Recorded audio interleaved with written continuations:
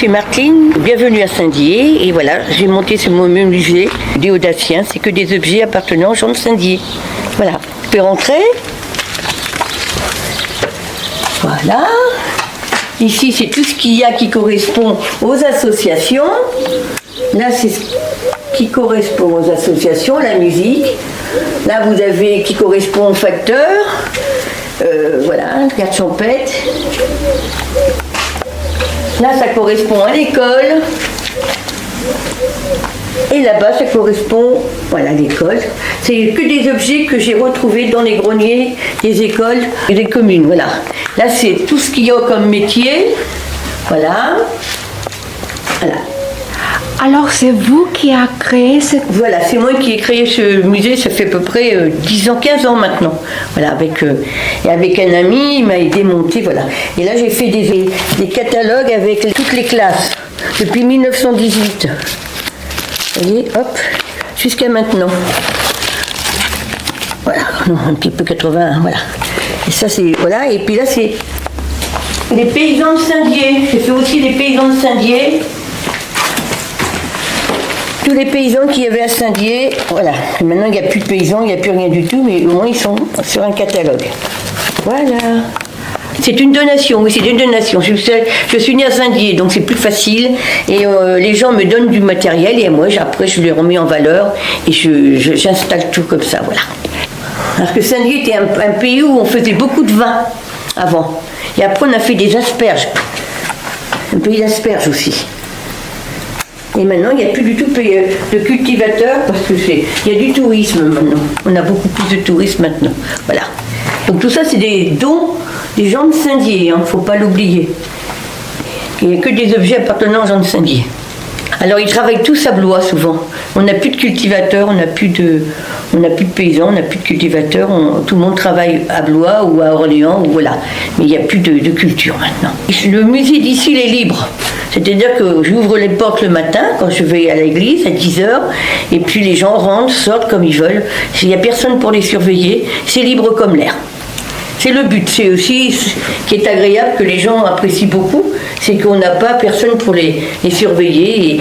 Et après, je tourne à l'église. Voilà.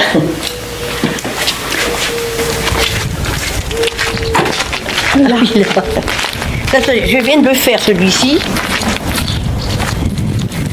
Je viens de le faire, ça fait partie aussi du musée.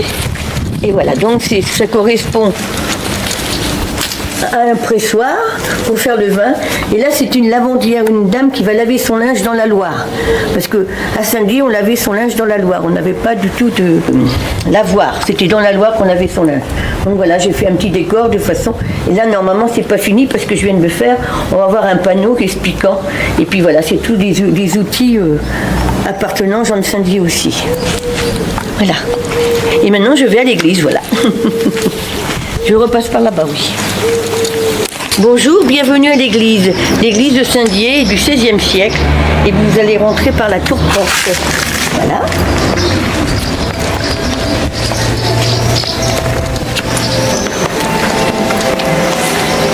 Ici, c'est des lirettes, c'est une vieille méthode du Moyen-Âge. Ça s'appelle des lirettes. On fait des tresses et on les colle de façon à faire des personnages comme ça. Voilà. Alors pourquoi tous ces personnages-là? Tout simplement parce qu'ils sont passés à Saint-Dié. Voilà. Bonjour. Voilà.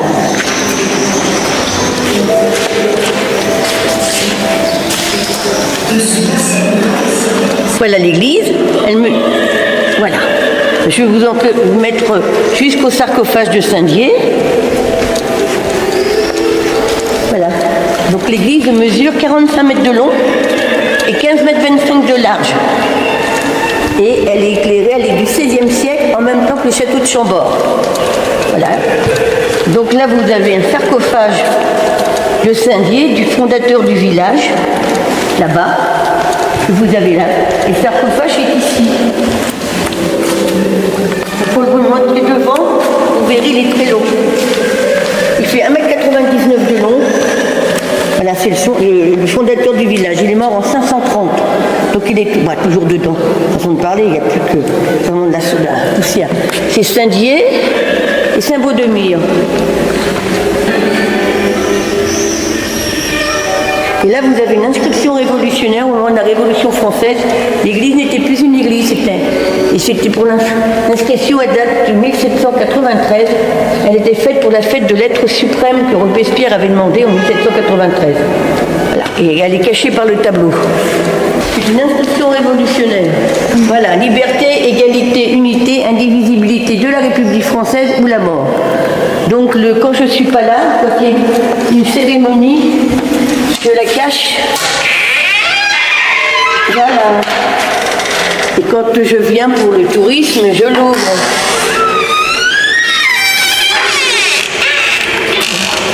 Voilà.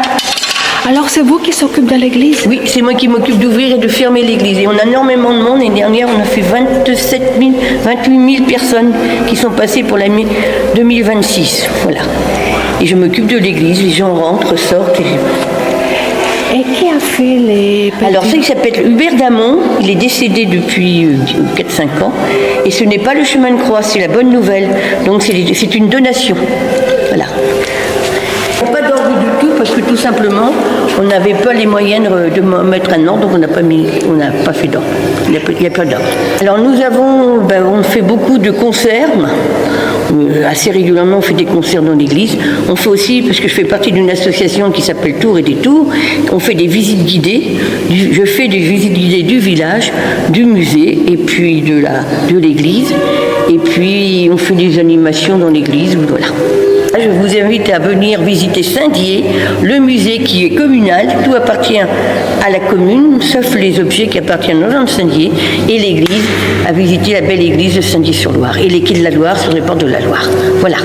Merci.